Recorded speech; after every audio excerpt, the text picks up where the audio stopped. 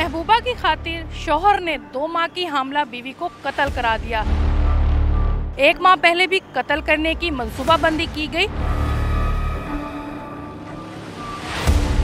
और target killing के जरिए 11 लाख रुपए देकर शूटर को मनाया गया। 1 माह बाद इस मंसूबे में कामयाब हो गया और फेरोजा बीबी, जो कि वुमेन यूनिवर्सिटी में लेक्चरार भी थी और एक पढ़ी लिखी खातून थी, जिसका उज़र ये बयान किया गया कि ये खातून अपने शौहर को दूसरी शादी करने का मौका नहीं दे रही।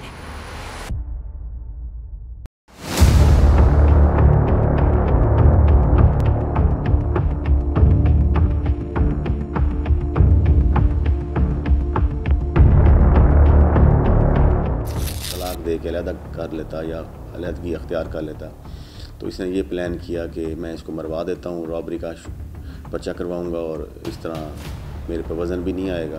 बस वो गलती हो गई और सेकंड मैरिज के लिए किया। कज़न का दोस्त था, कज़न ने बोला था काम कर दो, और उसने बताया मैं बहुत ज़्यादा तंग हूँ और फिर मुझे से ख़त्म करवाना है। पैसे दिए थे।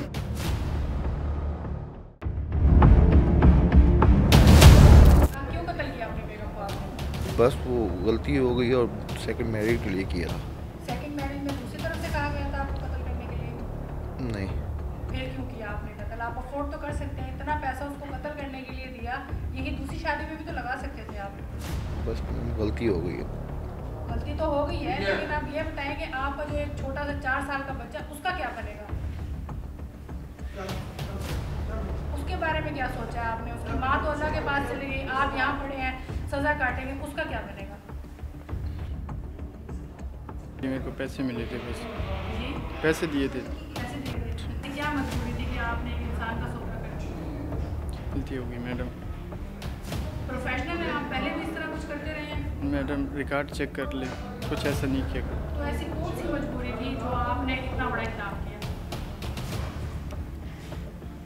कज़न का दोस्त था, कज़न ने बोला था काम कर दो। नहीं, आपको कोई भी कुछ कहने के लिए इतना बड़ा जिसकी माफ़ी ही नहीं है, क्योंकि आपको पता था आपने पकड़े भी जाना है, तो क्यों किया? ऐसे कौन से आपको क्या जरूरत थी पैसों की? कोई मजबूरी थी? मजबूरी नहीं थी, बस कज़न के कहने पे काम किया था जो भी। जब आपका कोई रिकॉर्ड ही नहीं है तो फिर आपने इतना बड़ा काम कैसे कह दिया किसी के कहने पे? मैडम बस गलती हो गई है बस।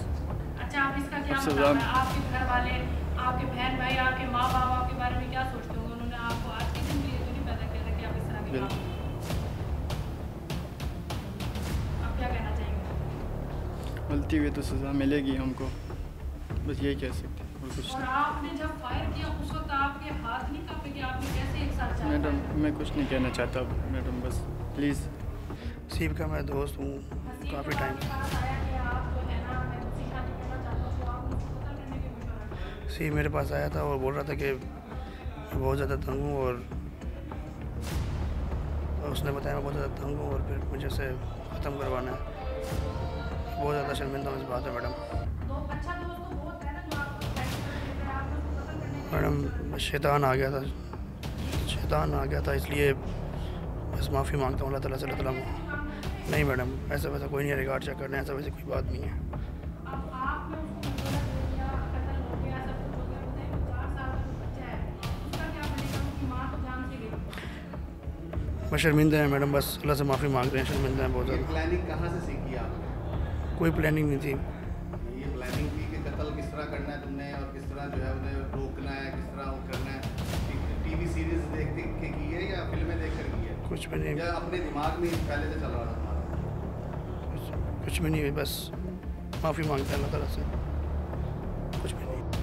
ये जो लेक्चरर थी जो अपने खामद के हाथों कत्ल हुई, इनिशियली तो इसको डकैती का रंग दिया उन्होंने कि एक डाकू आया है जिसने हमसे पर्स स्नैच करने की कोशिश की है और मेरी बेगम से पर्स वो नीचे गिरा है कार में, जब वो उठाने लगी तो उसने उसको फायर कर दी। तो इनिशियली तो पर्चा उसने रॉबरी का करवाया लेकिन रॉबरी प्लस मर्डर का, लेकिन हमें पहले दिन ही आइडिया हो गया था कि जो डाकू है, जब 4 फायर लगे उस मकतूला को तो यहाँ से हमें थोड़ा सा हैरानी हुई कि 4 फायर मारने की डाकू क्या ज़रूरत थी। तो इसके बाद फिर हमने उस CCTV को फॉलो किया, इनके डाटाज़ को देखा और इस केस पे वर्कआउट किया प्रॉपरली। इस बंदा जो इसका हस्बैंड है उसको देखा, उसका साहब का चाल चलन देखा, तो पता ये चला कि ये जो है अपनी मिसेस पर उसके बद चलने का शुबा करता था और इस मामले में इनकी आपस में लड़ाई झगड़ा रहता था। ये दूसरी शादी भी करना चाहता था, तो इसने अपने जो बीवी है बनिस्बत इसके कि उसको तलाक दे के अलहदा कर लेता या अलहदगी अख्तियार कर लेता, तो इसने ये प्लान किया कि मैं इसको मरवा देता हूँ, रॉबरी का पर्चा करवाऊँगा और इस तरह मेरे पर वज़न भी नहीं आएगा।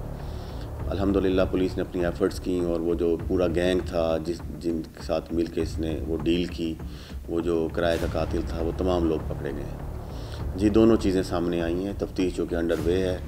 इसमें वो आपको पता है यहाँ इस माशरे में औरत जो है वल्नरेबल है, उस पर कोई बंदा भी ईज़िली उन पर चार्ज कर देते हैं बद चलने का, हालांकि इस मामलात को बेहतर तरीके से भी तय किया जा सकता था।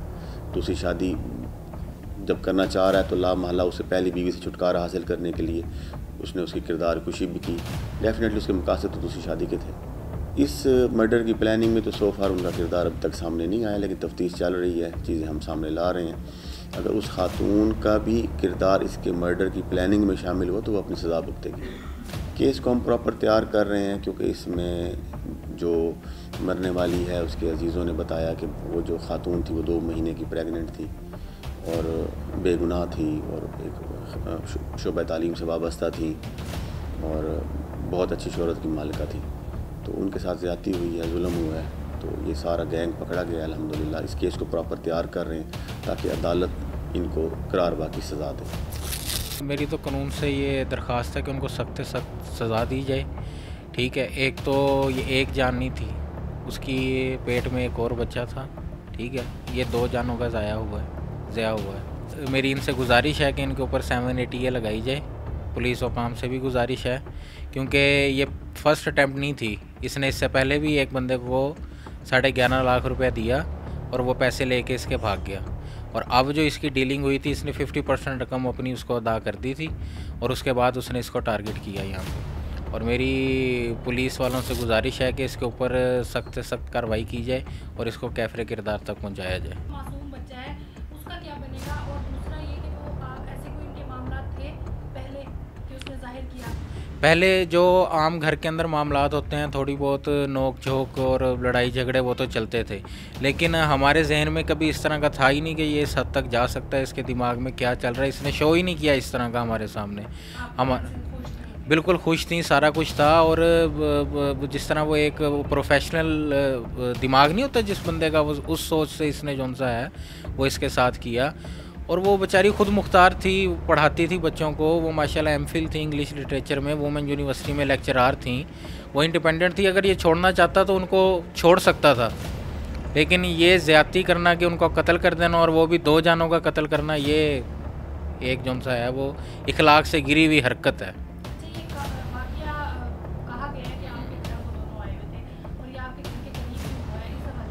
जी, ये बिल्कुल मेरे घर जुमे वाले दिन ये आए हैं दावत के ऊपर 8 बजे, और ये 10:30 बजे के करीब इस घर से रवाना हुए हैं, और मेरे घर से चंद कदम आगे ये एक स्पीड ब्रेकर है, वहाँ पे जाके ये इन्होंने तो डकैती की वारदात की, लेकिन वो तो टारगेट किलिंग थी, शूटर हायर किया हुआ था इन्होंने। वहाँ पे जाके इसने गाड़ी रोक के जिस तरीके से वो उससे सवाल जवाब किया और जो कुछ किया, उसके बाद टारगेट करके मेरी बहन को, और उस टाइम जो मेरा भांजा है जो 4 साल का है वो भी इसकी गोद में था। ठीक है, और उसने मेरी बहन को टारगेट करके और वो भाग गया, वहाँ से फ़रार हो गया। देखें उसका मुस्तकबिल, उस बेचारे को तो अभी कुछ पता भी नहीं था कि आगे उसने ज़िंदगी किस तरीके से गुजारनी है। माँ के बगैर माँ ही होती है औलाद का सब कुछ, और उसने उस माँ का साया ही उसके सर से छीन लिया। पुलिस ने नो डाउट इसके अंदर बहुत अच्छी पेशरफ्त की और मुजरिमों को पकड़ा। पुलिस से मेरी ये गुजारिश है कि इंसाफ होना चाहिए और इनसे कड़ी से कड़ी इनको सज़ा होनी चाहिए। मेरी तो गुजारिश ये है कि इनको फांसी तक की सज़ा होनी चाहिए, और इनके ऊपर जो दफ़ात पुलिस ने नहीं लगाई, मेरी CPO साहब से गुजारिश है कि वो दफ़ात इनके ऊपर लगाई जाए। जी बिल्कुल, वो मेंटली अपसेट है, लेकिन इधर घर के अंदर उसकी देखभाल के लिए में बहुत से लोग मौजूद हैं। मेरी अम्मी हैं, मेरे अब्बू हैं, मेरे कज़न वगैरह, मेरे चाचू, तो वो एडजस्ट हुआ है उसके अंदर थोड़ा बहुत, लेकिन उसको वक्त लगेगा उसके अंदर एडजस्ट होने के लिए। रिएक्शन वो उसके ज़हन में एक ही बात है कि जी मेरी मम्मा कहाँ हैं, तो उनको हम ये कहते हैं वो बच्चों को पढ़ाने गई हुई हैं, तो वो चुप करके बैठ जाता है, चलो आ जाएंगी बच्चों को पढ़ा के, ठीक है। जब मैं उसको देखता हूँ तो मेरा दिल रोता है अंदर से कि क्या उसके साथ ये, और मेरी इकलौती बहन, मैं उसका इकलौता भाई। रात के 10:30 बजे वो होता है और हमें तकरीबन 11:30 बजे रात को ना 15 कॉल रिसीव होती है कि हसीब नामी एक शख्स है, वो कार पे अपनी मिसेज़ फ़िरोज़ा जमील उसका नाम है और एक बच्चा भी उनके साथ था। तो ये हमारे ओल्ड शुरेबाद रोड पे वो जा रहे हैं, घर से निकले अपने ससुराल के, तो उनके साथ जो है ना वो हो गई है डकैती की वारदात। इब्तदाई जो मालूमात थी उसके मुताबिक उन्होंने बताया जी हम कार पे जा रहे थे, उन्होंने आगे स्पीड ब्रेक करे, कार रुकी है, तो एक शख्स मुसल्ला आता है और उसने आके उधर फायरिंग की, उसकी बीवी से पर्स छीनने की कोशिश की और मज़ामत पे या पर्स उसने नहीं दिया, फायर कर दिए और उसकी डेथ हो जाती है। जब मौके पे पहुँचे, सारी सिचुएशन देखी, हॉस्पिटल निश्तर गए, उसका पोस्टमार्टम करवाया और उसकी स्टेटमेंट ली और बॉडी को एग्जामिन किया गया मकतूला की, तो उसको 4 बुलेट सेट हुई थी फ्रंट पे। तो कभी भी कोई एक स्नैचर आए और वो चीज़ भी कोई ना लेके जाए, ना मोबाइल ले गया, ना नकदी ले गया, ना पर्स, ना और कोई चीज़, और वो फायर 4 मार दे, तो ये चीज़ हमें जो हज़म नहीं हो रही थी कि हमने पहले दिन से हमारे अफसान को बताया जी ये रॉबरी की वारदात नहीं है। हाँ, इसके चांसेस हैं बहुत कम, 10-15% हैं, लेकिन ज़्यादातर ये ना कोई किलिंग लग रही है मुझे। तो उस नुक्ता नज़र पे हमने पॉइंट पे हमने तफ्तीश शुरू कर दी, हमें टीम्स बन गई, तश्कील दी गई जनाब CPO साहब की सरबराही में, और हमारे SP ऑपरेशन, SP साहब इन्वेस्टिगेशन, और हमारे SP साहब कैंट मेरे तैयार मजीद साहब, और उसमें CRO हमारी क्रिमिनल रिकॉर्ड ऑफिस है, वो उनकी टीम बड़ी एफिशिएंट है माशाल्लाह। वो CIA थी हमारे साथ, IT का डिपार्टमेंट था हमारा, IT ब्रांच थी, और मकामी पुलिस। तो अल्हम्दुलिल्लाह हमने दिन रात एक किया, मेहनत की। तो हमारा टारगेट सबसे पहले ये था कि हम बगैर सबूत के कैसे किसी को पकड़ सकते हैं। तो हम चाहते थे कि हम जो किलर है ना उसको हम पहले अरेस्ट करें, तो उससे जो है ना ये सारी बात हमें समझ आएगी कि असल मामला क्या है। तो हमारा तफ्तीश शुरू की, तो हम उस मेन मुलज़िम तक पहुँचे। अल्हम्दुलिल्लाह हमें दिन रात एक करना पड़ा। कभी कभी तफ्तीश में ये हालात भी सामने आए, हम 3 बज गए, 3:30, 4 रात को बज गए, तो हमें एक चीज़ नज़र आई यार ये जो है ना इसमें हमें चेक करनी चाहिए, एक कैमरा रह गया है। तो हम 4 बजे यहाँ से उठ के भाग पड़ते थे। गिरफ़्तार हो गए और जब वो मेन क्यूज तक हम पहुँचे, उसकी शनाख्त उसकी जूतों से हुई, उसकी PCAF से हुई और उसके ड्रेस से हुई, तो पहुँच गया अल्हम्दुलिल्लाह। तो उससे हमें सारा न मिल गई बैक की स्टोरी कि उसने एक अबू बकर नाम का उसका कज़न था, इसका नाम अरबाज था जो शूटर है। तो इसने बताया ये अबू बकर है मेरा कज़न, तो उसका आगे हसीब दोस्त है, बकर बैंक में है, हसीब का बैंक में आने जाना था, तो ये इनकी दोस्ती हो गई। तो वो अपना रास्ते से हटाना चाहता था बीवी को। इसमें देखा जाए जिस तरह ये आपने भी देखा है कि जिस तरह ये मर्डर हुआ है, एक नहीं दो मासूम जानें जो है वो इसमें ली गई हैं। बेकसूर लोग थे जिनको मर्डर किया गया, और बड़े अफसोसनाक तो बात यह है कि उसका हस्बैंड ही जिस पे वो अपना जिसके साथ थी वही उसका कातिल निकला। इसमें इनको पेश किया गया 3 लोगों को रिमांड पे 21/12 को, तो 5 दिन का इनका रिमांड हुआ। तो हमारी तो इसमें यही है कि जिस तरह का ये पब्लिक प्लेस पे 10:30 बजे का टाइम था, बहुत सुजाबार रोड, बहुत रशी रोड है, वहाँ अवाम में भी खौफ व हरास फैला गया और शूटर इसमें एंगेज किया गया है। तो इसमें 780A की दफ़ात इजाज़ होनी चाहिए।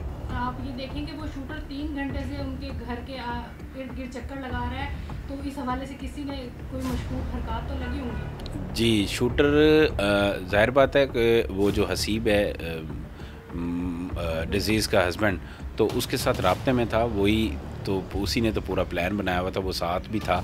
तो शूटर उसी ने ही यहाँ बुलाया क्योंकि इनका घर किसी को क्या पता, और उसने पैसे दिए हुए थे, और इससे पहले भी एक बार जो है वो शूटर एंगेज कर चुका है, उसको 11.5 लाख रुपए ये दे चुका है। अच्छा, वो जो मुल्ज़िम है वो इस चीज़ को मानता है, इतराफ़ करता है?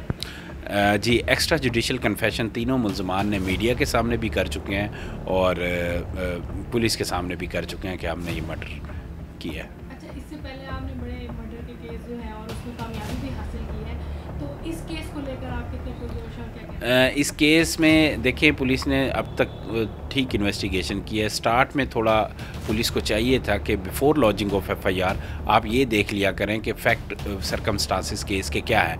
ये नहीं कि इसमें वो कंप्लेनेंट बड़ी शातर पुलिस को उसने चकमा दे के ख़ुद कंप्लेनेंट बन गया। इस चीज़ का पुलिस को जाता है कि इन्होंने ये चीज़ नहीं देखी, इन्हें पहले इन्वेस्टिगेट करना चाहिए था कि मर्डर किस तरह हुआ है। तो ये उसी टाइम ही अरेस्ट हो सकता था और नामजद एफआईआर हो सकती थी। तो पुलिस को चाहिए कि जो इस तरह के केसेस हैं वो फिर आगे कोर्ट में जाके उनको सज़ा कम हो जाती है, तो ज़्यादा सज़ा देने के लिए इसमें ऐड होने चाहिए। डबल मर्डर है।